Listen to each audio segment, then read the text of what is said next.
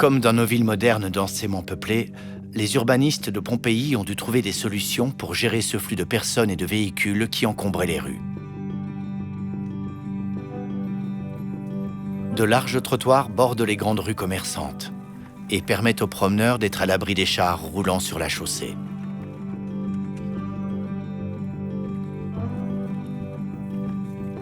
Certaines zones de la ville sont même interdites à tous les types de véhicules et réservées aux piétons, comme le forum où se concentraient les activités économiques et religieuses de la cité.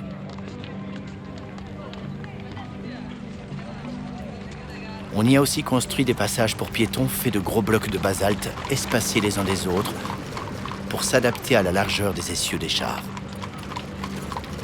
Le promeneur peut donc passer en toute sécurité et à pied sec dans une ville où les pluies parfois diluviennes inondent les rues.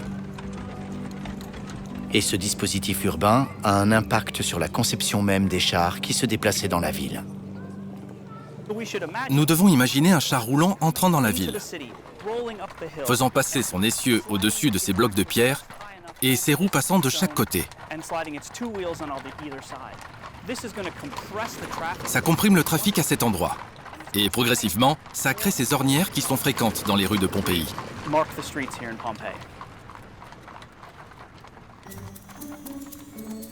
Un autre obstacle se dressait devant les véhicules qui voulaient se déplacer en ville. Les rues de Pompéi étaient plutôt étroites, la plupart ayant au maximum 4 mètres de large.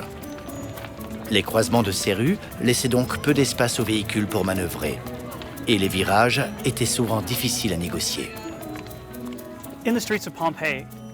Dans les rues de Pompéi, les chars se déplaçaient constamment et saturaient la circulation.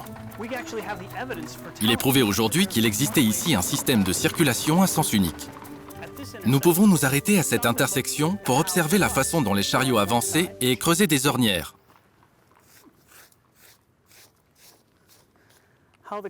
En heurtant les coins des passages piétons ou des trottoirs.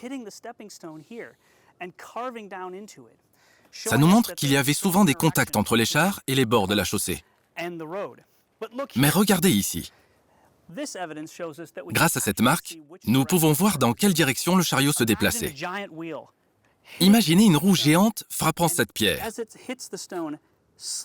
Lorsqu'il frappe la pierre, il glisse et la rabote, créant une zone lisse en haut et une zone moins lisse en bas, jusqu'à ce qu'il quitte finalement le contact avec la pierre et tourne vers la droite. Cela ne peut arriver que lorsque les chariots arrivent derrière moi, se dirigent vers l'ouest et tournent à droite vers le nord.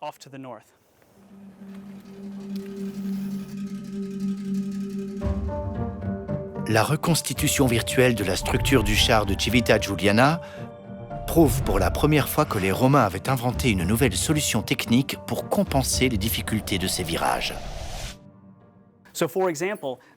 Par exemple, les roues avant pivotent et facilitent les virages serrés. Il faisait aussi un bas de caisse étroit pour que les roues ne percutent pas le corps du char au moment du virage. Grâce à ces roues pivotantes, ce char devait être facile à déplacer en ville comme sur les routes de campagne.